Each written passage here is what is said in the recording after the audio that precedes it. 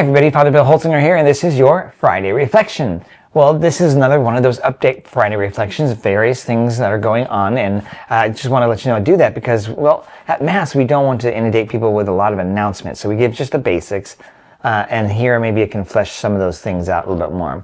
The first thing I want to mention is our design committee. You may not know who that is, but we've had a dream team, and that was made of many different people who drew several different ideas for potential buildings to replace our offices because of Walker Road, and also a hall which would replace the fireside room, which has been a big desire for lots of parishioners. I knew that from my listening sessions when I first arrived 4 years ago. So with that, the design committee has been able to determine where we want this building, and yes, we want one building for these two things, and have it connected to the current buildings. And then also, then we needed to then decide how that would look on the campus. Is there any augmentations around the campus? That kind of stuff has also been kind of, and a big, like 30,000 foot level approach has been determined. And so that means now our design is now, well, say the design committee is going to retire. I just kind of said, well, everybody consider yourself fired.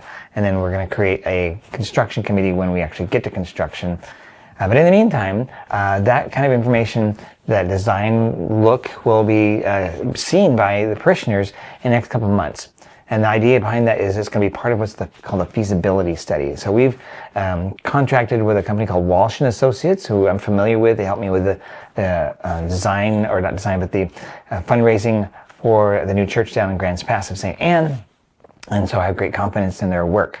So they have engaged with us, and we'll be doing in the next couple of months a feasibility study, and those details we'll speak about a little bit more at the pulpit announcements this weekend. So we want to give it in bits and pieces, but the idea of a feasibility study is trying to figure out what potential do we have to be able to fundraise for this building.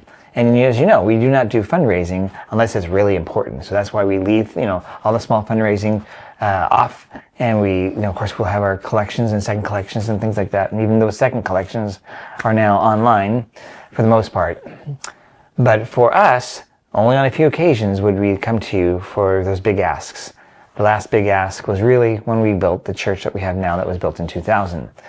For this next phase is for the offices and a new replacement for the fireside room. So the feasibility study is really important, so we know that we're not trying to build something that we couldn't pay for and complete. So that's what's going on with that.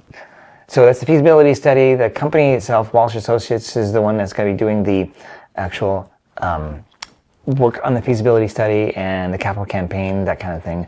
Capital campaign, we're kind of looking into January for that.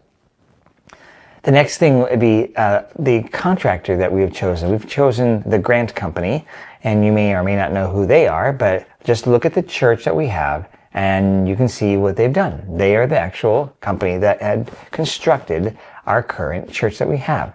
So that means they also know the properties a bit, and they're very willing to help out. They're stationed out of Mount Angel, and they're based in a Catholic family, so this is wonderful. Walsh Associates also is basically a church fundraising company, and the gentleman's working with us, his name is Arthur Heredia, and he is also a great Catholic, and that's really important for us, I believe, that we have that same spirituality going forward, because it's not just about buildings. These buildings actually suit a purpose.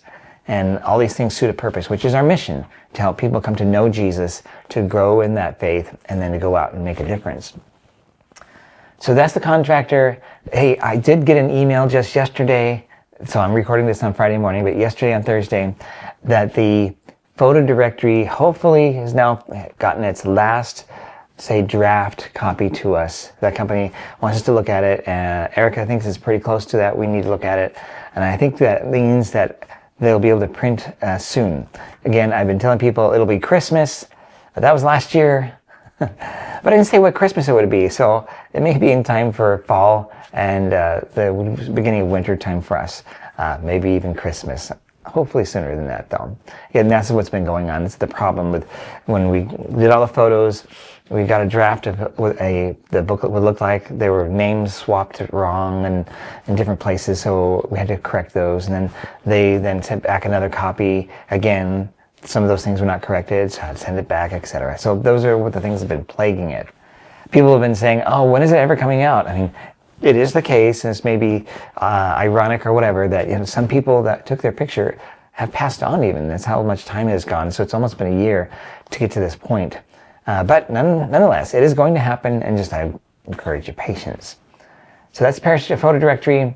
Also, that's something you probably don't know anything about, but Dr. Irwin, who's now kind of moved on into retirement and is now working with us as a contractor for just helping the school and things of development and or the accreditation process with Pete Moshinsky, our current principal, our new principal. And but she then, before she left, she was able to secure some more opportunities for renewing the hardware in the school. In other words, the desks and the chairs and things like that. So she was able to find a grant, along with the help of some other parents, a grant that would then be able to help us to renew those things. In other words, replace them. And so yesterday, several big trucks came onto the campus, and one of the trucks then hauled up a lot of desks and chairs, and another one put together desks and chairs and then put them into the school. And the amazing thing is, like, okay, so that's not exceptional. That happens, in schools. But the interesting thing, and I didn't even know this, but came to know this just yesterday, that Dr. Irwin was able to find a company who then takes our hardware, the chairs and desks, and then not just reuses them, but actually sends them to another school in need. And I thought we were going to send to a school in our archdiocese, but there was no response from us or from anybody else. We asked and nobody really wanted anything. So we are then sending these to the Dominican Republic. The Salesians there have a Catholic school. I'm not sure what city it's in, but now all these desks and chairs have been gathered into a shipping container, and will then be sent off by ship to the Dominican Republic. And these students will have new to them new desks and new chairs, and they're pretty sturdy. So that's pretty cool, I think. So we bless those chairs, and the individual that was helping us, that she has her own company that I think is a nonprofit company that helps make this happen for second world, third world countries, or other places where there's great need. And so off they go to the Dominican Republic. So that's furniture. And also, this is something you may not know, but maybe it'll be something you will hear soon. We've engaged a professional sound company to then take a look at our sound system and help us fine-tune it. Now, Deacon Brett has learned so much about how the sound system works, and he's really been able to help fix things when things go awry. There's times when we've turned on the sound system and all the settings are goofy. Luckily will save some of those settings and be able to reset them, but often we're just scrapping. Well, what we want to do is we want to kind of get this fine-tuned by a professional. And Deacon Brett has been seeking out someone to do that. And that'll be happening in the next several weeks. And so if you hear a little bit of sound difference at Mass, hopefully it'll be better, more natural sounding, and we'll just see. Because this is important. One of the things that's, we say is critical as far as our 3-point sensibility of Mass is welcoming, our music, and the homily. And if you can't hear what's going on, that homily and the music sound kind of strange. I consider myself having a Kermit the Frog kind of voice. Deacon Brett, I'm not sure, he's got the same tenor, but a little bit better than myself. And then you have Father Dominic, who has more of a lower range, which actually a lot of people with hearing issues can hear better. I know Father Dave had that similar kind of range and could hear him better. So this will help, I suppose, at least for those who having struggles, I hope anyway, that they will be able to hear better. But even in general, I'm hoping it will have better sound. So that is all the things I just want to update you on. This weekend, Deacon Brett is preaching. We've been talking about, in preparation for this, some sensibility of what are called transcendentals. If you're not sure what a transcendental is, and he's probably not going to talk about transcendentals specifically, but let's just say one of those is beauty.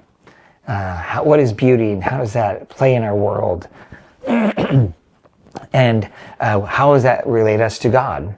One thought would be God is beauty, and that whenever we see beauty, we see something, some quality about God. That God is true, God is one, God is three persons, but there's these transcendental things, qualities, beauty, truth, goodness, things like that. So folks, I'll see you this weekend. Father Dominic is still on retreat. We'll be back probably at the beginning of September, and he'll also be on vacation at some of that point as well. and he'll be back then. Meantime, may God bless you all, and I'll see you this weekend. Bye-bye.